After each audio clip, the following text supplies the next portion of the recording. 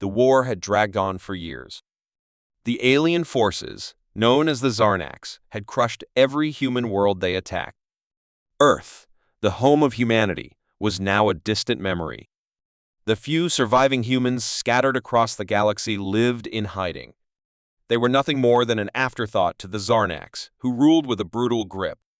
But there was still hope.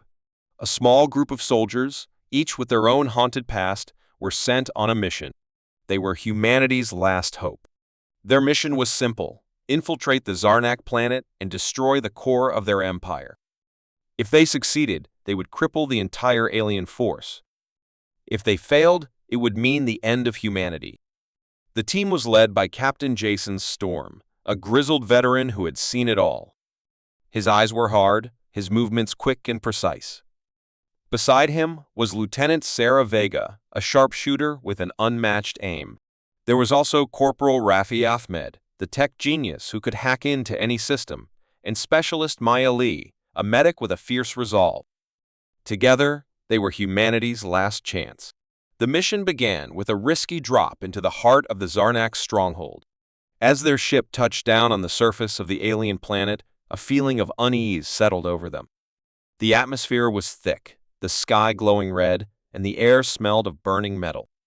They moved in silence, hiding from the Zarnak patrols.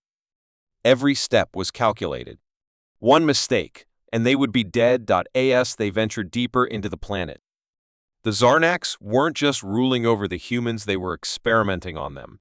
The soldiers stumbled upon a secret laboratory, hidden beneath the surface.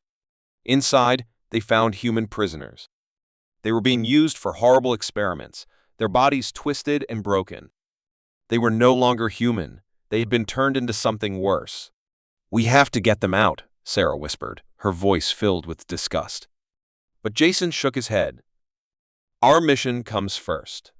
We can't risk it," he said. His voice was cold, but there was a flicker of doubt in his eyes.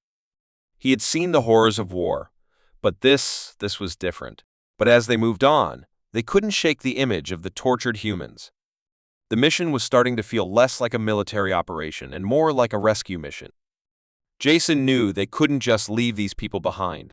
They continued their journey, but something was wrong. They were being watched. The Zarnax knew they were there. Suddenly, the ground shook. Explosions rocked the planet's surface as enemy troops flooded the area. Jason's team fought back with all they had, but it was clear the Zarnax had been expecting them. It wasn't just a simple attack they'd been set up. "Fall back," Jason ordered, but it was too late. The Zarnax had them surrounded. One by one, the soldiers were picked off, and soon only Jason and Sarah remained.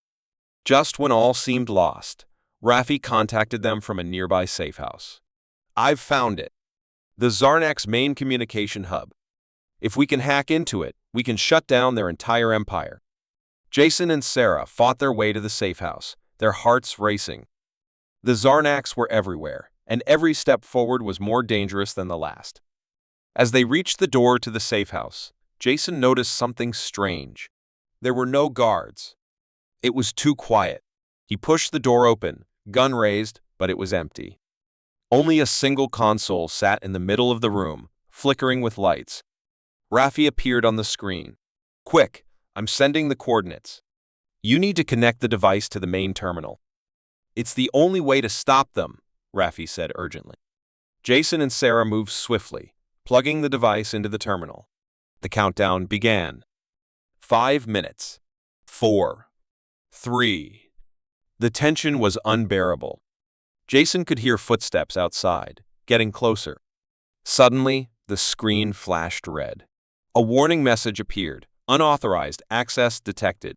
Defense system activated." Jason shouted, "They're on to us!" A loud roar echoed from the halls, followed by the sound of heavy boots. The Zarnak leader, a massive creature with glowing red eyes, appeared at the door.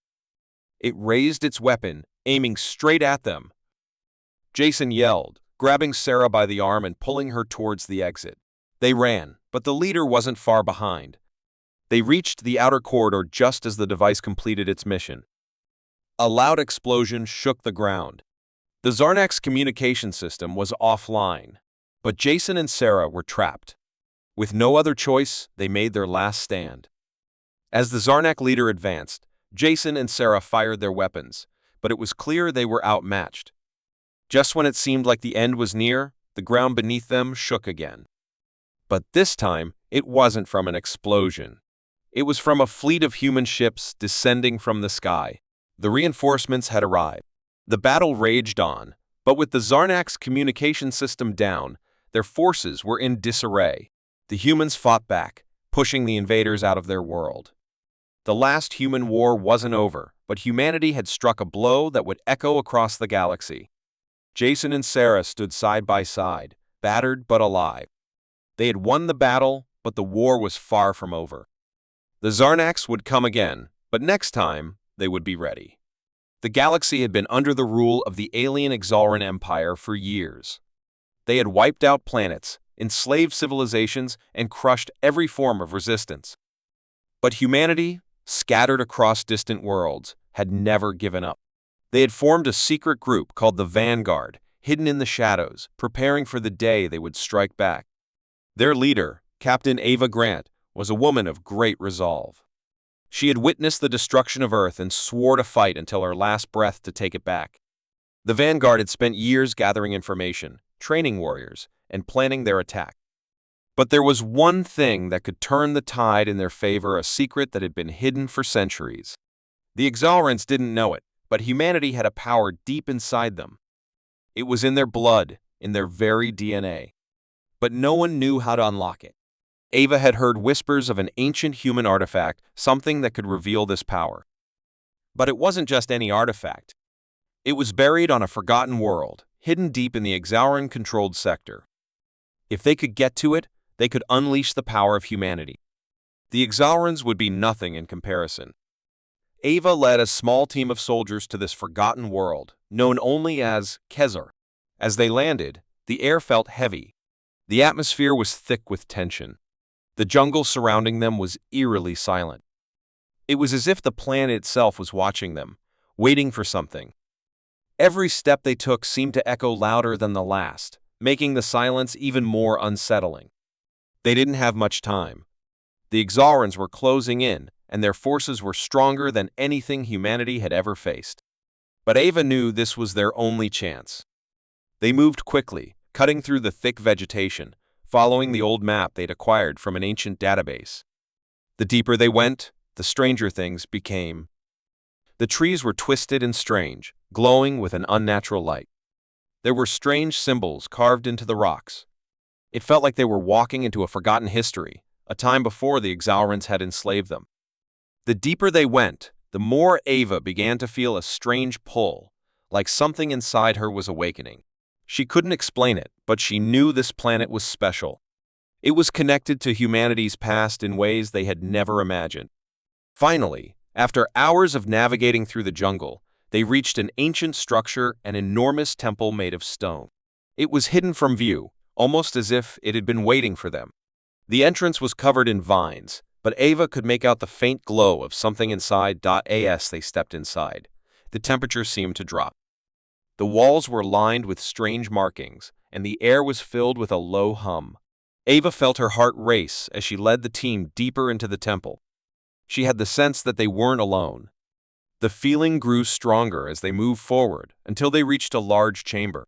In the center of the room stood a pedestal, and on it, a glowing crystal. The crystal pulsed with an energy that made the hair on Ava's neck stand up.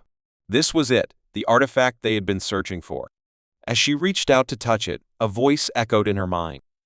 It wasn't a voice she could hear with her ears, but a voice that seemed to come from inside her. "You are ready," it said. "Humanity's power is within you. To unlock it, you must believe." Ava hesitated. What did it mean to believe? She had always believed in her people's strength, but this felt different. The crystal's energy seemed to surge through her, and suddenly, everything around her went black. When she opened her eyes, the world had changed. She felt different. She felt stronger, more aware. Her senses were sharper. She could hear the heartbeat of every living creature in the temple. She could feel the pulse of the planet beneath her feet. She was connected to everything around her, as though she was no longer just a human, but part of something greater. But the power wasn't just inside her. As she looked around, she saw her team members, their faces filled with shock and wonder. They too were changing. They were unlocking their own hidden abilities: strength, speed, enhanced senses, things no human should have been able to do. The power was awakening in each of them. Before they could fully comprehend what was happening, the sound of Ixalan soldiers echoed through the temple. The time had come to fight. Ava didn't hesitate. She raised her hand, and with a wave, the ground beneath the Ixalans cracked open, sending them tumbling into a chasm below. Her power surged again, and the Ixalans were thrown back by an invisible force. She could feel their fear. They had never seen anything like this before. But there was no time to waste. The Ixalan army was too close. Ava's team charged forward, their new powers giving them an edge they had never dreamed of. They fought like warriors from ancient myths, unstoppable and fierce. The Ixalans didn't stand a chance. As they made their way back to their ship, Ava could feel the power still pulsing within her. It was humanity's greatest gift and its greatest weapon. She knew that with this power, they could finally take the fight to the Ixalan Empire.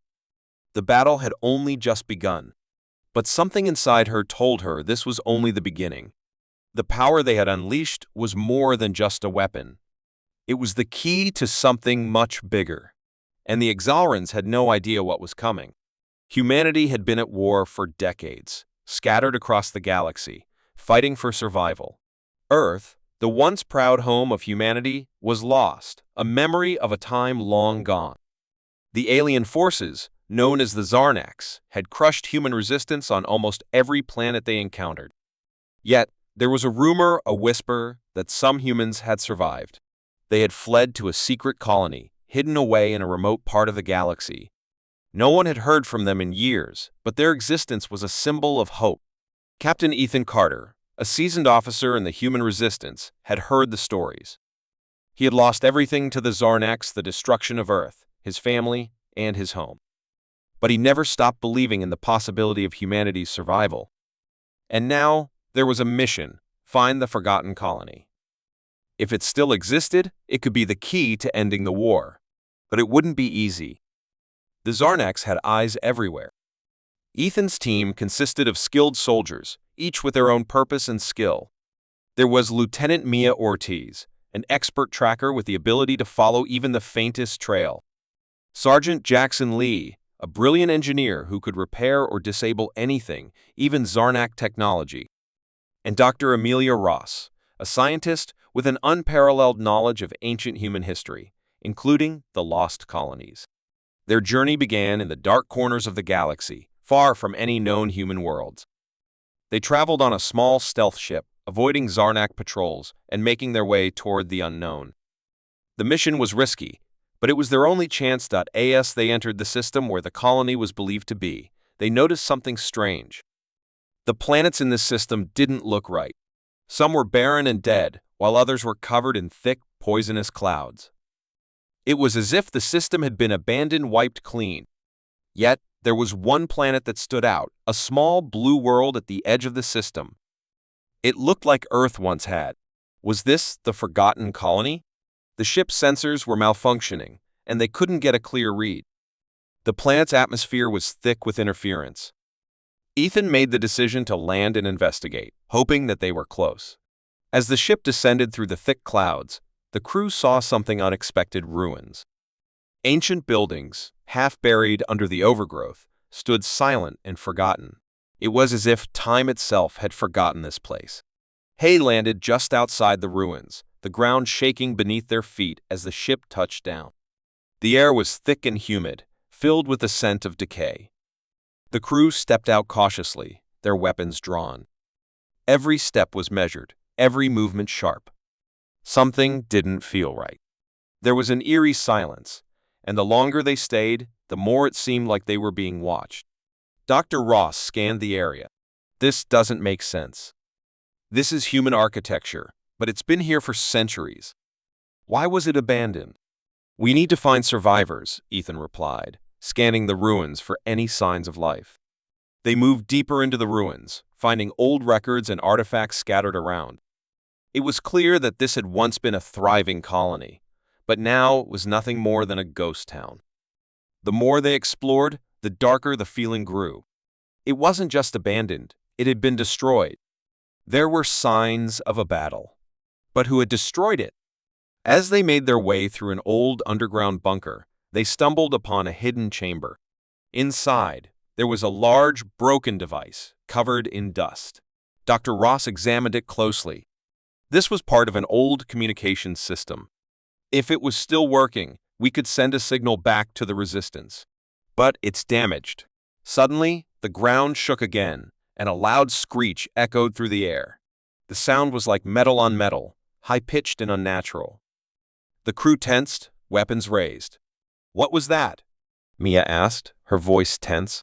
Before anyone could answer, shadows moved in the corner of their vision. Figures emerged from the dark humanoid, but their faces were twisted, almost unnatural. They were survivors, but something had changed them.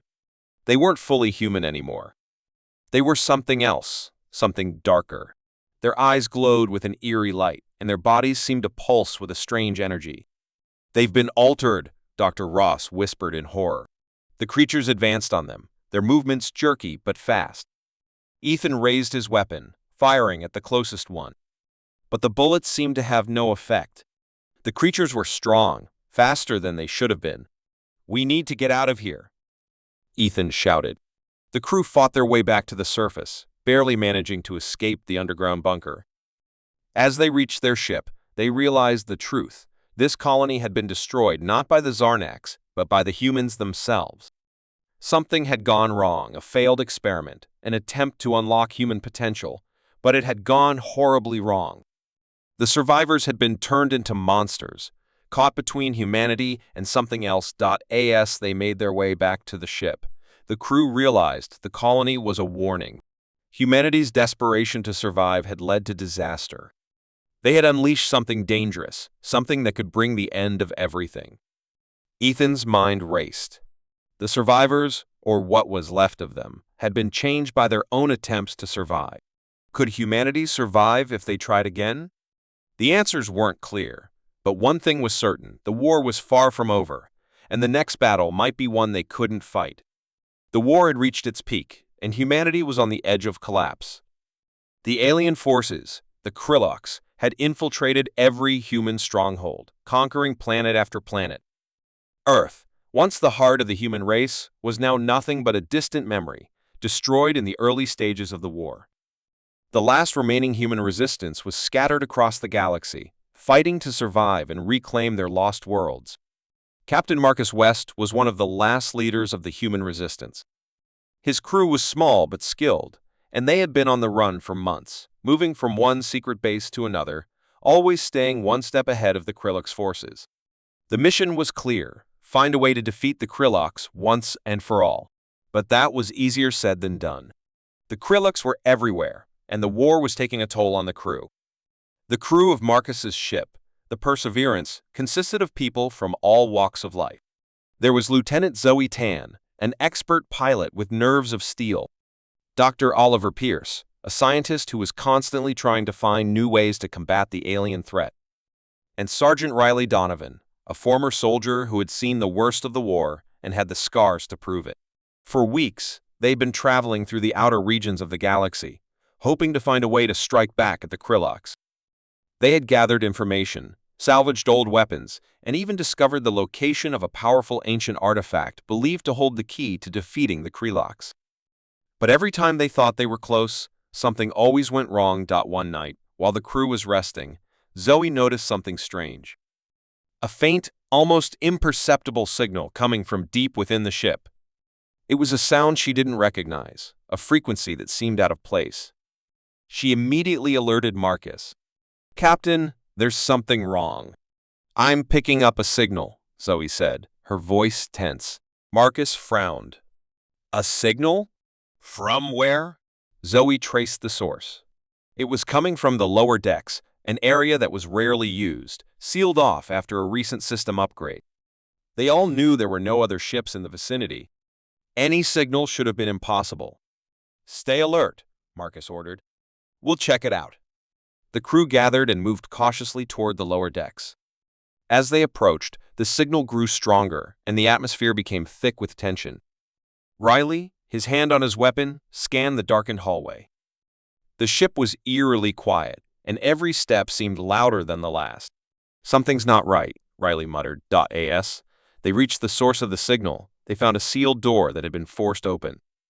Behind it, in a dark room, they found something that made their blood run cold.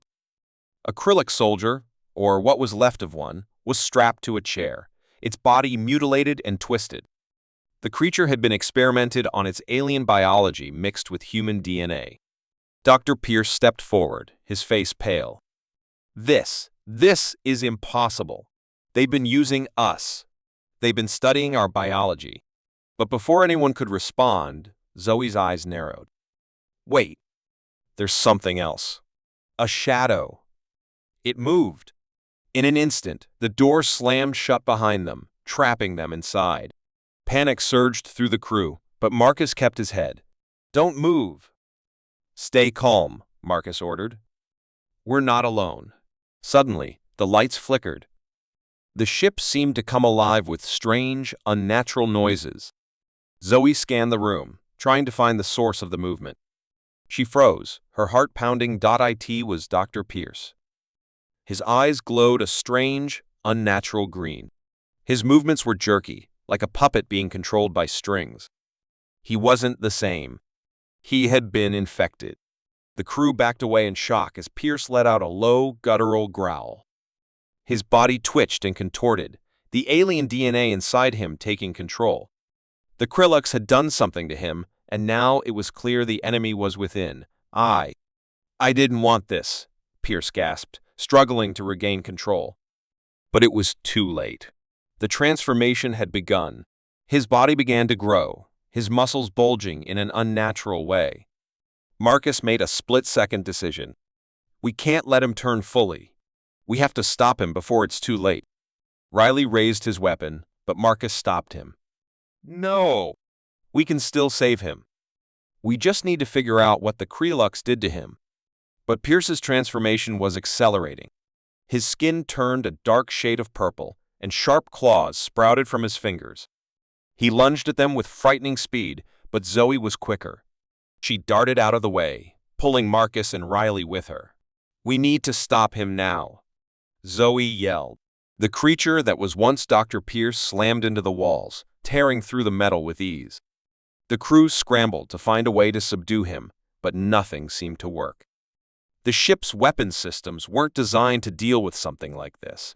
It was clear that they were facing an enemy they couldn't fight with conventional weapons. Marcus's mind raced. He knew they had to do something drastic. He had an idea, but it would mean risking everything. He grabbed Riley by the arm. Riley, the engine room. We need to overload the core. It's our only chance. Riley's eyes widened. That'll blow the entire ship apart. We don't have a choice, Marcus said, his voice grim. Together, they made a run for the engine room, with Pierce hot on their heels. As they reached the core, Marcus set the controls to overload. The countdown began. They could hear Pierce's footsteps echoing behind them, getting closer. With seconds to spare, Marcus and Riley made it to the escape pods. The ship's hull shook as the overload triggered, and the entire Perseverance was ripped apart in a brilliant flash of light. For years, the human race had fought the Krylak's empire, a brutal alien force that had spread across the galaxy, crushing every species in its path. Earth, humanity's home, had been lost in the early days of the war, leaving humanity scattered and struggling to survive. But hope was not gone.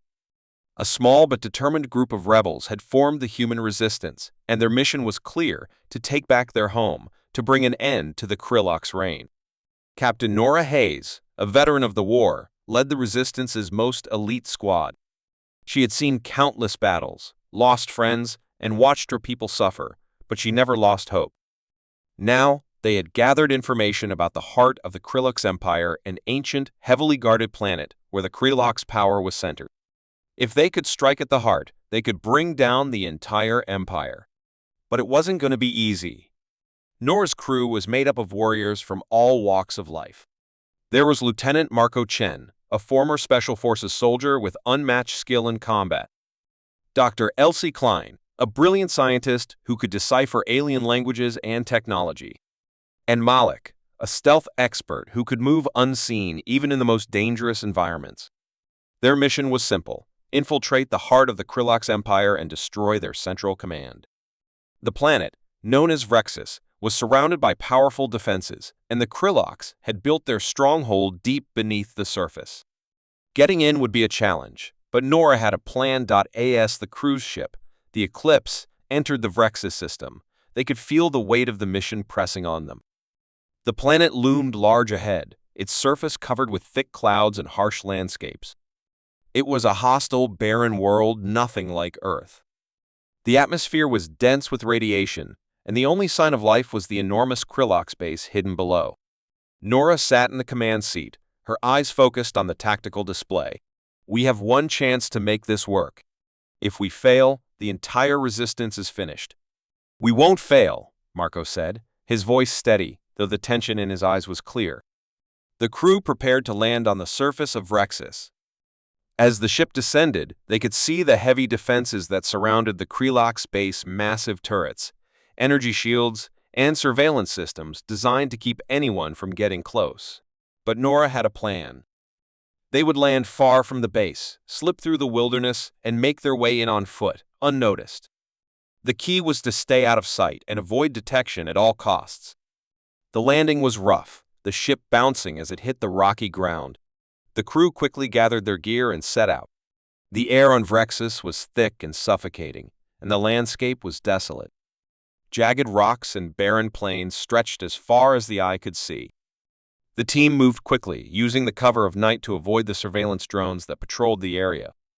The longer they stayed on the surface, the more dangerous it became. As they made their way toward the Krilox base, Elsie's eyes were glued to her scanner. "There's something off," she said, her voice filled with concern. "I'm picking up unusual energy readings beneath us. It's coming from the heart of the base." Nora frowned. "What kind of readings?" "It's hard to tell," Elsie replied. "But it's not just energy. It's something else. It feels like it's alive." The words hit Nora like a punch. "Alive?" she repeated. "What do you mean?" Elsie looked uneasy. "I can't explain it yet, but something is wrong down there. I don't think we're just dealing with a military stronghold.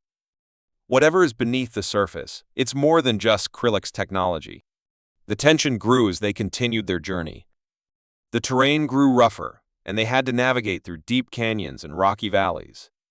Hours passed, and finally, they reached the outskirts of the Krilox base. It was massive, its dark silhouette looming over them as they hid in the shadows. But something was wrong.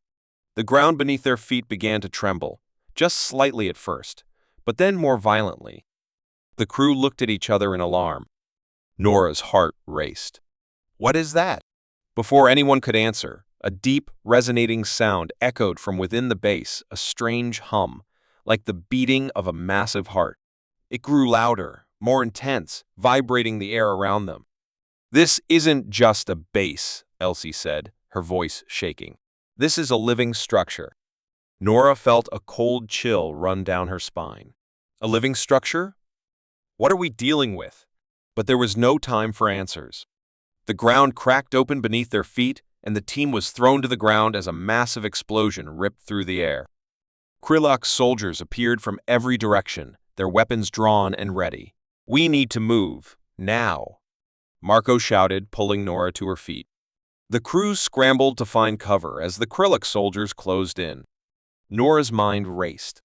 They had to reach the heart of the base and destroy it, but they had no idea what they were up against. The base was alive, and it wasn't going to let them succeed. As they fought their way deeper into the base, the walls seemed to close in around them. Every step they took was met with resistance. The heart of the base, the core, was somewhere ahead, and they were getting closer. But with every move, the hum grew louder. It was like something was watching them, something waiting. They reached the central chamber, a massive room filled with glowing energy conduits and strange alien symbols. In the center, A huge crystalline structure pulsed with life, its glow casting an eerie light on the walls. The heart of the Krillux Empire, a living organism that powered their entire war machine. "It's now or never," Nora said, raising her weapon. "We destroy it, or we all die." But as she aimed at the crystal, the ground shook once more, and the heart pulsed violently. The walls cracked, and the room seemed to breathe. They had made it to the heart. But now, they had to survive long enough to destroy it.